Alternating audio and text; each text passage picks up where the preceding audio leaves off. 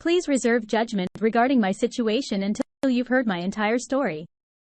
I'm just trying to figure out if there's a way to save my 19-year marriage or if my relationship with my husband is beyond repair. I'm a 38-year-old woman. You can call me Francine. And my husband, let's call him Ray, is 44. We got married when I was 19, just a month after giving birth to our daughter, whom we'll call Libby. Libby is now 19 years old.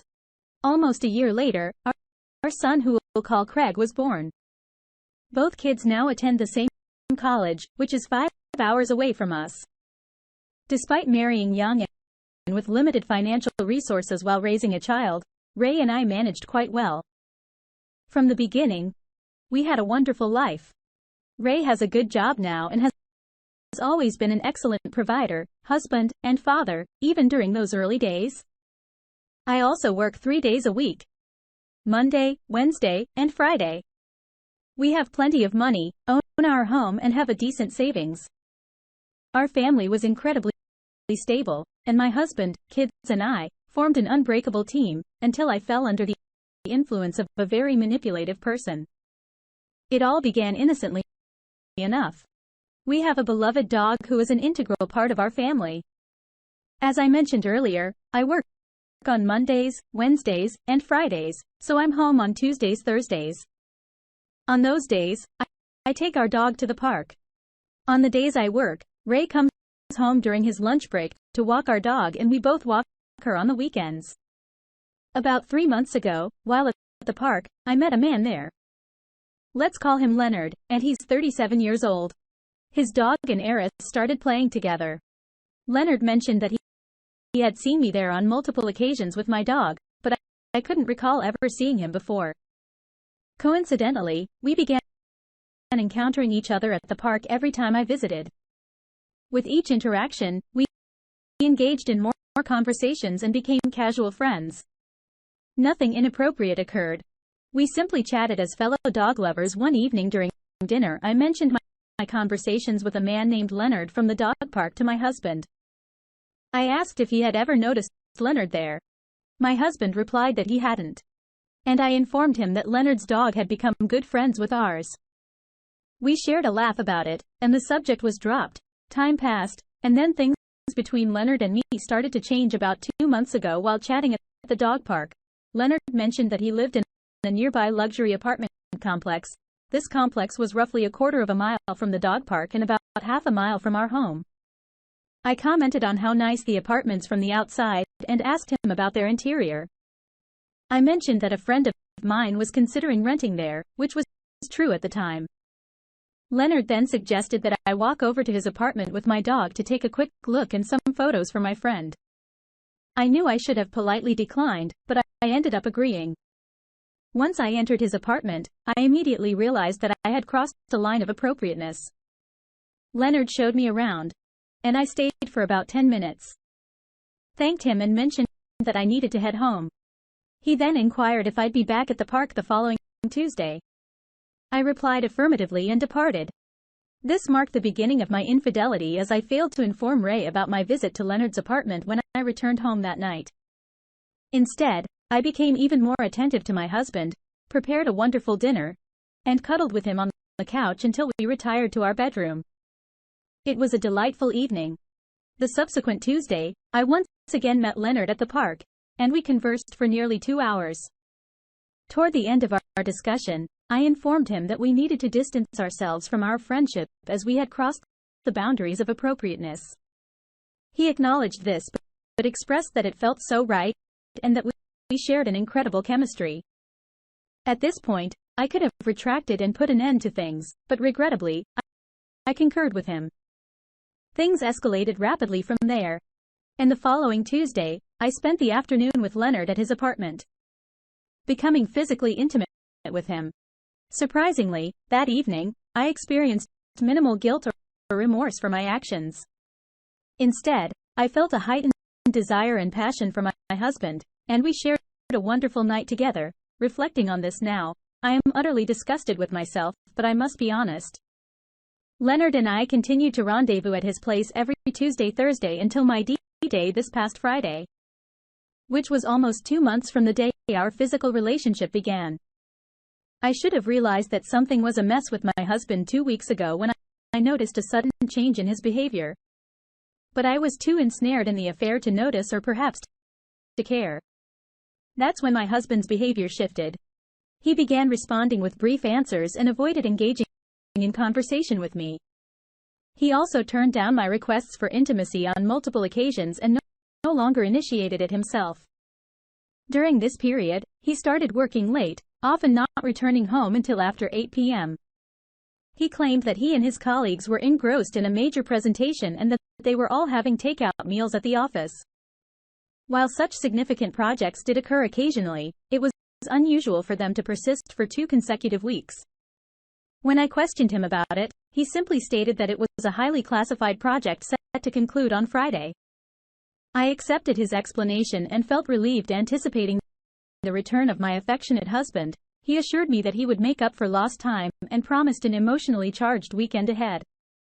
However, the emotions I encountered on Friday were not what I had expected. Upon arriving home, I discovered a large manila envelope taped to the door, bearing my name. Upon opening it inside, I was utterly shocked. The envelope contained numerous pages of messages exchanged between Leonard and me on the fake Facebook accounts we had created to communicate during our affair. As I perused these messages, I burst into tears and struggled to catch my breath. It was so overwhelming that I even contemplated calling 911. I tossed the envelope to the floor and began pacing around the house, uncertain about who had left it at my door. Was it Leonard or perhaps my husband, or could it have been someone else? My questions were answered when I entered the bedroom.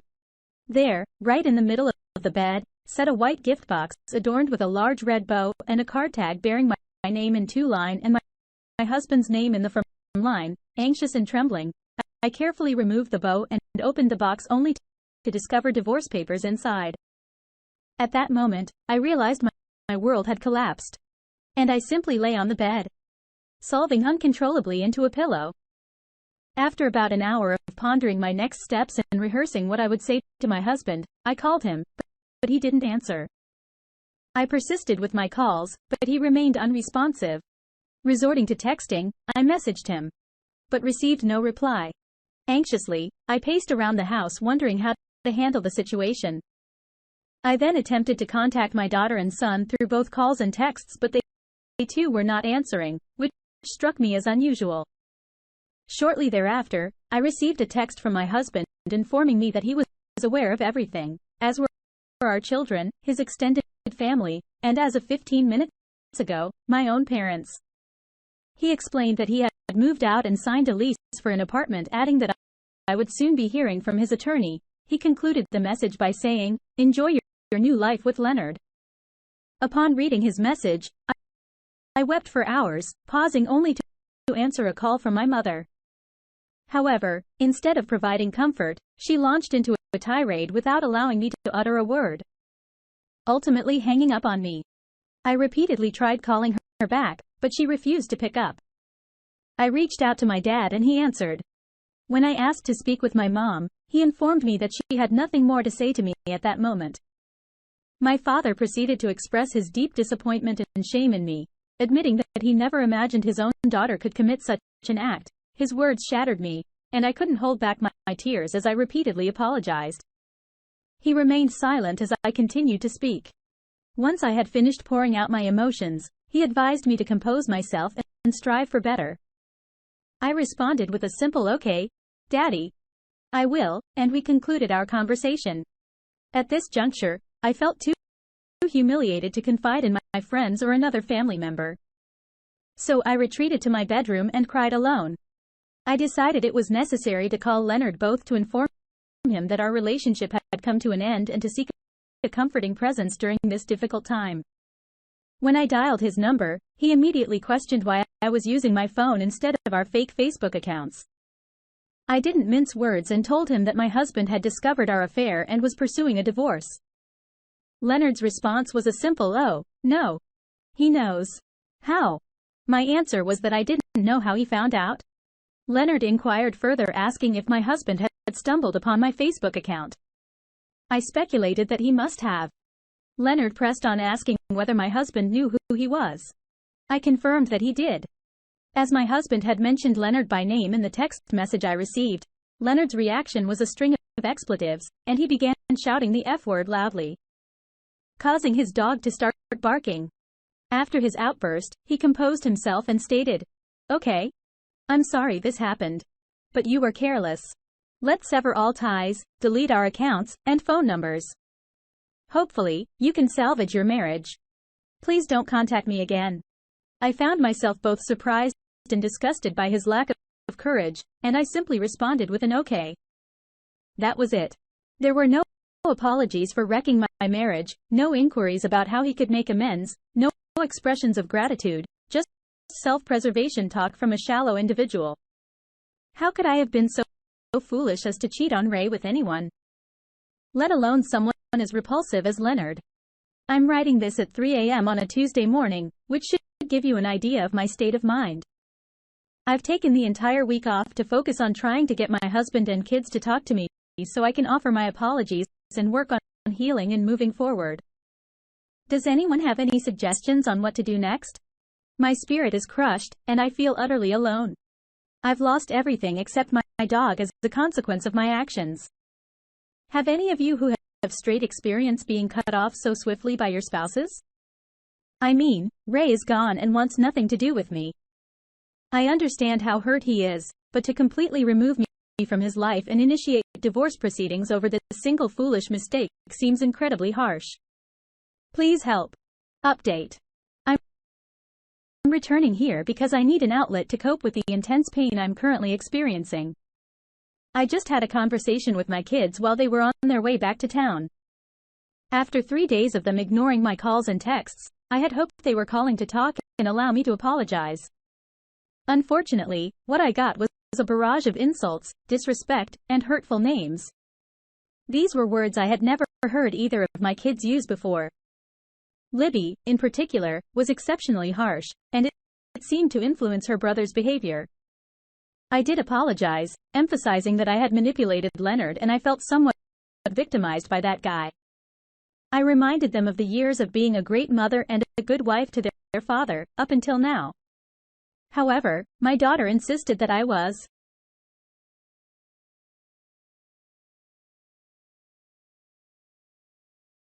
She and her brother would be spending the weekend with their dad, and I shouldn't expect to see them at all. This deeply saddened me, especially because Sunday is Mother's Day, and my kids and husband used to make that day special for me. This year, I'll be alone with my dog, who at least still loves me unconditionally. I understand that much of what Libby and Craig are feeling is the initial anger one experiences after being betrayed. Still, I can't help but feel awful about their reaction. I'm not seeking pity here, just some words of encouragement. I'm grateful to those who have sent messages of support. It has genuinely helped me so far. I'll provide updates when I can. Update 2. I wanted to provide an update as I've received many requests to do so. I've been attending individual counseling. I see for 2 weeks now, and it's been quite helpful. My counselor is a wonderful woman who has given me the courage to keep moving forward. She explained that at this point, I've done everything I can to mend the relationships with my family. The best course of action now is to step back and wait. If they come back, it means we always had and will have love. If they don't, it suggests that they never really loved me. Additionally, she recommended transcendental meditation, which I started last week. It has brought me a greater sense of peace and inner calm. I feel more in control of my mind than ever before, so that's where things stand in my world right now. I'll provide further updates if needed. In my next update, I hope to report that my husband and kids have welcomed me back, and we're once again a happy family. Update 3. It's been a while, but I'm here with an update. Get ready, as I have a lot to share, including some good and bad news. A couple of weeks after my last update, I discovered I was pregnant. Yes. At the age of 38, I became pregnant after trying for more than 15 years to have a third child. This news was both shocking and overwhelming. I was filled with joy at the prospect of the baby being raised, but I also felt terrified at the thought that it might be Leonard's child. I went into a complete panic mode. My first instinct was to tell Ray, but I realized that if I did, and the baby wasn't his, I would lose him forever. Moreover, if the baby turned out to be Leonard's, I didn't want to keep it. If I ended the pregnancy and Ray ever found out, he would never forgive me because he's against such procedures, so here's what I did. I contacted a DNA clinic and inquired if they could perform a prenatal DNA test without needing the father's saliva. The lab said it was possible, but only with specific other body samples, which I didn't have. The only potential sample was hair follicles. I found a few on my husband's brush, but there weren't nearly enough for a complete sample, so I hit a dead end there. My contingency plan was to reach out to Leonard and ask him to participate in and cover the cost of a prenatal DNA test. However, he had blocked me and deleted his Facebook account. So I decided to visit his workplace and catch him when he arrived. When he saw me, he initially tried to ignore me and then, with a disgusted tone, asked what I was doing there. I insisted that I had something important to discuss, and we needed to have a conversation. He expressed his disinterest in talking to me any further, and apologized for being a factor in my marriage falling apart. Internally, I thought, yeah, right. Why didn't you consider that before relentlessly pursuing me? Without hesitation, I blurted out that I was pregnant, and he was the father. He responded by saying, "Oh, no. You're not gonna trap me with a baby. I'm familiar with this tactic."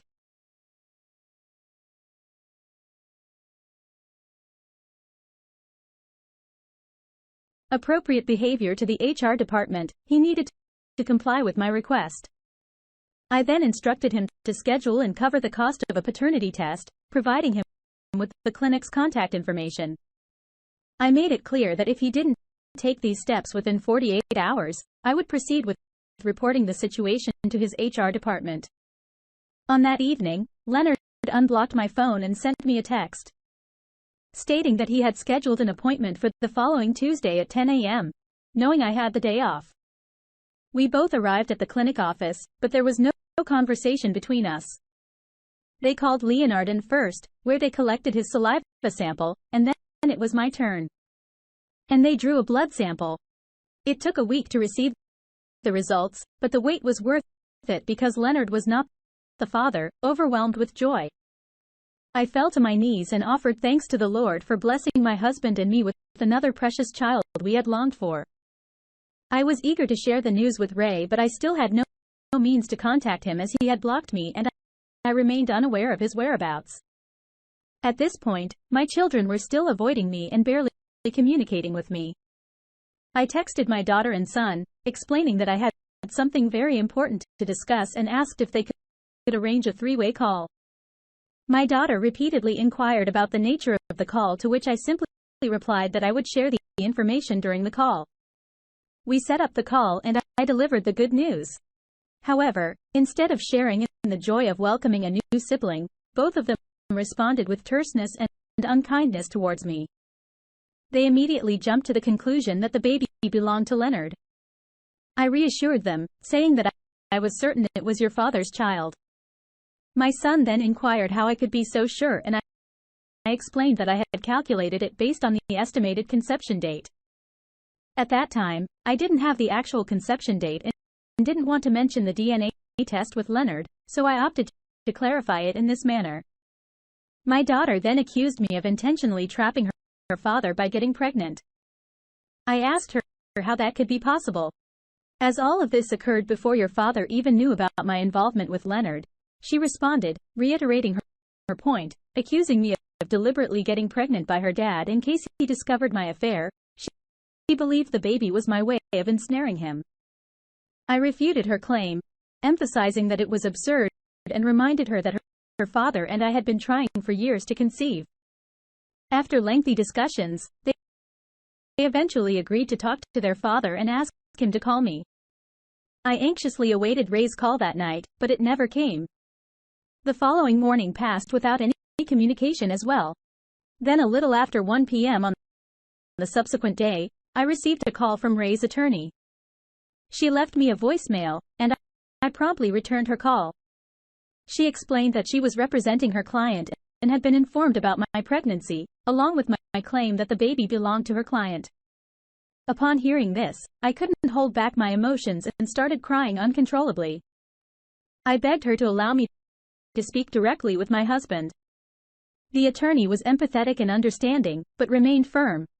Once I had composed myself, the attorney informed me that my husband was requesting a paternity test for confirmation.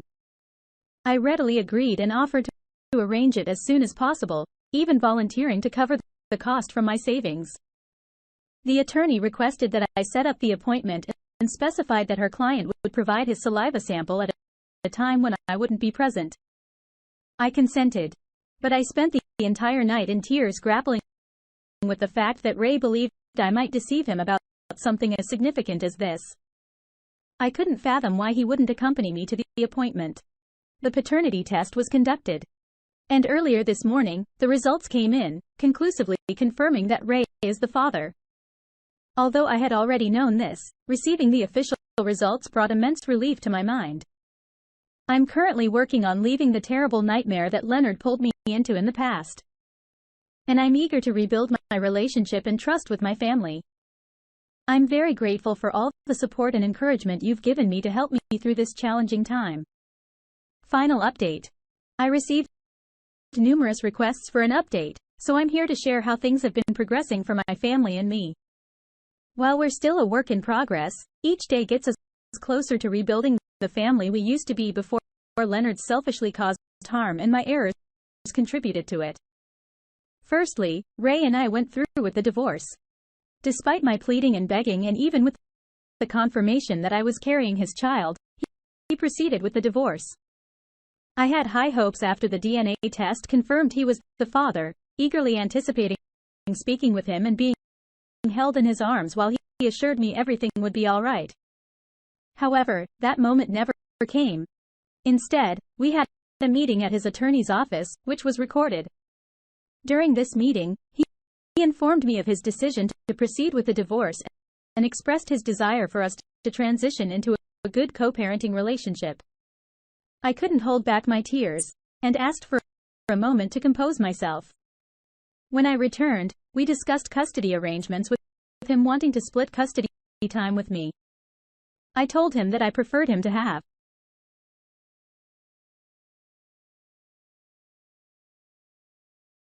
and custody of our young child evenly.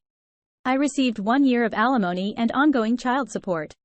Ray also agreed to cover 50% of the taxes, insurance, and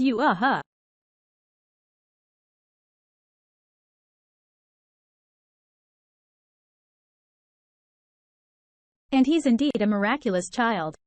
Not only did he grace our lives after 15 years of trying, but he's also been instrumental in reuniting our family.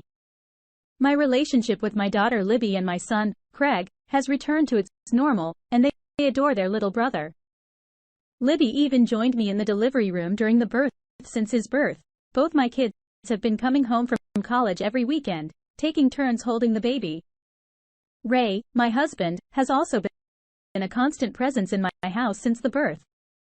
He comes straight from work and stays with me until I put the baby down for the night. Just yesterday, he brought takeout dinner for the two of us. And while we didn't eat together, I see this as a positive development. He and I are on very friendly terms. And we haven't brought up the affair or the divorce. I haven't pressured him or discussed the possibility of us reconciling. I'm still attending individual counseling, and my therapist advised me to give him space and avoid discussing our relationship, which I've been doing, and it seems to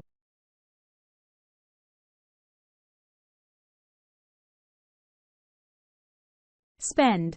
I've applied a similar approach with Libby and Craig if I do manage to win Ray back as a husband or even as a life partner. I'm committed to never jeopardizing our relationship. He, along with my kids, means the world to me, and I'll do everything in my power to show them how much I value and cherish them. I don't have any more updates at the moment. While I wish things could return to the way they used to be, I understand it's not possible. So I'm focusing on appreciating what I currently have, which in my opinion is quite wonderful. This might be my final post, unless Ray and I decide to officially reconcile. If that happens, I'll return to share the good news with everyone. Once again, a big thank you to all who supported me throughout this journey. Alright, that was a fun story. Now let's move on to another exciting one. Stay tuned, and let's dive in. Hello. I just need to share what's been bothering me lately and could use an outside perspective. I'll try to sum it up for you in the end. In February, my husband, 33 male, and I, 31 female, had been married for a year when he had to go on a crucial business trip to the UK for 3 weeks. Unfortunately, things got extended, and he and his team had to stay an extra 2 weeks to finalize the deal. This marked the first time we'd been apart since we got together 6 years ago, so I was dealing with the whirlwind of emotions. I tend to become overly clingy and emotional when things don't go as planned. And this is a trait I've always had. I'll admit that it can be challenging to live with me at times.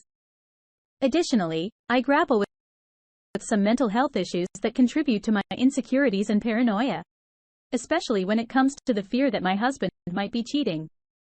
The fact that he extended his trip by 2 weeks only fueled my concerns. I even went as far as calling his office to confirm that his entire team was indeed still in the UK. During this period of separation, I struck up a friendship with our neighbor, and one night, after watching a movie together, things took a turn. I recognized that I allowed things to get out of control, but I was overwhelmed with worry about my husband's situation.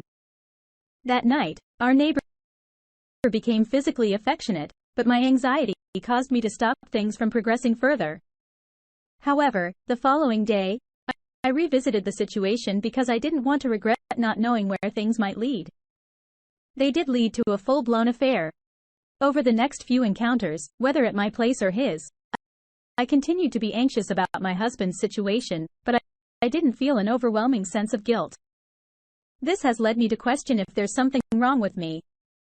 Now things took a messy turn when my husband returned home in early March without any prior warning. He thought he'd surprise me, as if that was a good idea.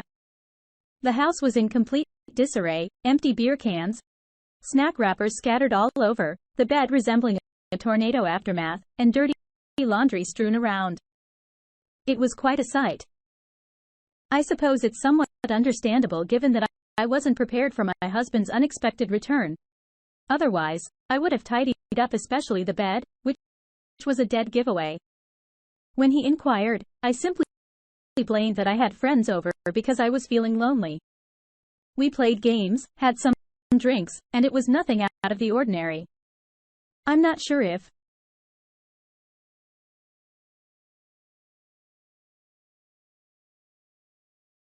swayed him because I knew there might be incriminating evidence lying around, and indeed there was. He discovered a bag in the trash containing a used rubber, its wrapper, and a toothbrush. My heart sank and my hands trembled. It felt unreal. Somehow, I managed to maintain my composure and informed my husband that there were 2 couples among the friends I had invited over, implying that things had gotten intimate. My husband gazed at me for an extended moment, and in that instance, I could tell he didn't believe me. So came clean about the affair, about my involvement with our neighbor. My husband's expression shifted to one of disappointment, hurt, anger, and fear all at once. I'm not sure what came over me, but the next thing I knew, I was on my knees pleading for forgiveness and another chance. However, deep down, I'm not even certain if I deserve one. I realized I made a massive mistake. I tried to explain that it was a one-time thing driven by my vulnerability during his absence, but he didn't believe it. He suggested that we might have been involved throughout the time he was away. My husband outlined 3 conditions for us to move forward. 1. It was a singular occurrence. 2. It wasn't premeditated. Just a foolish, impulsive blunder, perhaps under the influence of alcohol. 3. There are absolutely no romantic feelings between us. He made it clear that if all these conditions aren't met, he'd leave. He also asked to review my phone conversations with the other guy from the past few months to ensure there were no plans or signs of romance. However, I had deleted those conversations without any backups. So all he has left is to trust me. Frankly, if he had seen those messages, it might have been the end of our marriage anyway. My instinct tells me he might be better off without me. I'm contemplating initiating a divorce. I've heard he's already consulted a lawyer. And I'd prefer to be the one to file rather than him serving me. So what are your thoughts? I know I wronged him, but I believe there must be a way to navigate through this. Couples face more challenging situations every day and still manage to sustain their relationships. I'm open to your advice and eager to hear your perspectives. Update. Hello, everyone. I wanted to provide an update on the situation I previously discussed. I'm grateful for all your advice and support during this tough time. Having this community to turn to has been a great help. After doing some deep thinking and having more conversations, my husband and I decided to sit down and talk once more. I realized it was time to be completely honest about everything, which meant sharing the truth about the affair that occurred during his business trip. It was a challenging conversation, but I believed it was necessary for both of us to fully grasp what had transpired. I confessed my mistakes, acknowledged my wrongdoings, and admitted to not considering his feelings. It was an intense and emotional moment, but I felt that complete transparency was crucial. In response, my husband experienced a range of emotions. He felt hurt, angry, and confused while trying to process what I was revealing. He requested some time to contemplate, and I agreed, giving him the space to process it all.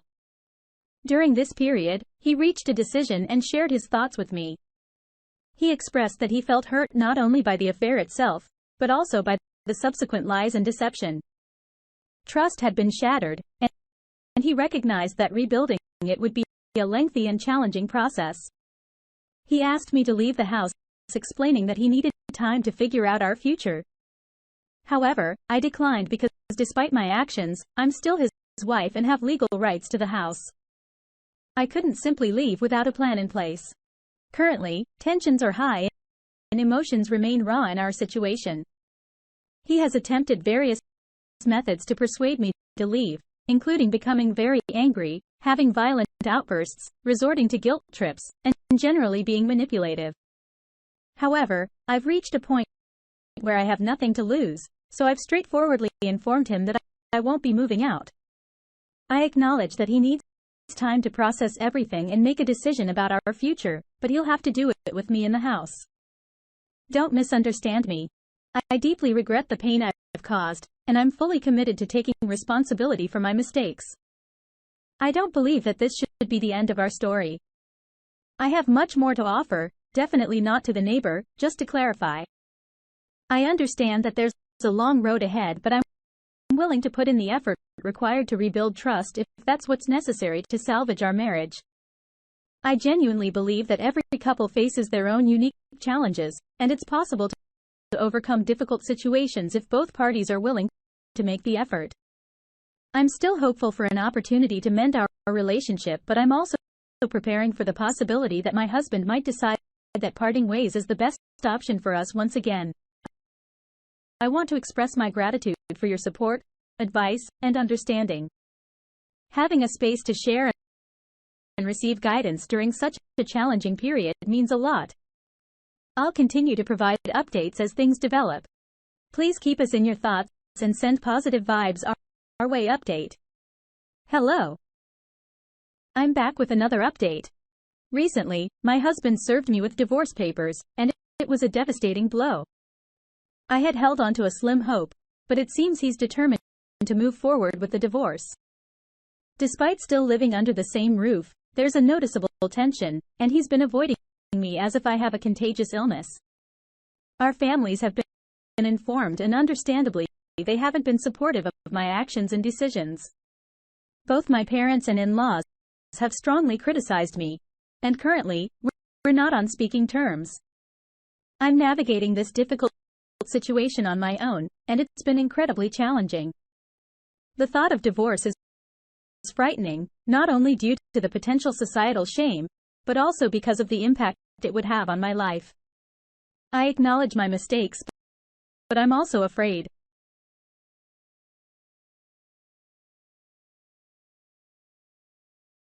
when my husband confronted me about leaving the house.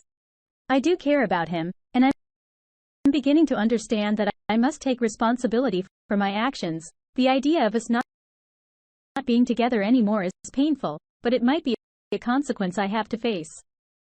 I've had the desire to start a family, and in the past few days, I've been feeling unwell, so there's a glimmer of hope on that front. I realize that given the circumstances, it may not be a possibility now, but I also believe my husband would not abandon his child. So perhaps having a baby could be a solution. I'm aware that eventually people in our small town may find out about our situation, and that's something I'll have to confront. I'm heading out shortly to have a pregnancy test done at the lab. I've tried home kits, but they've all come back negative. I'm anxious and feeling ill, just thinking about what might happen if I'm not actually pregnant. Is this truly the end for us? Edit. I'm not pregnant.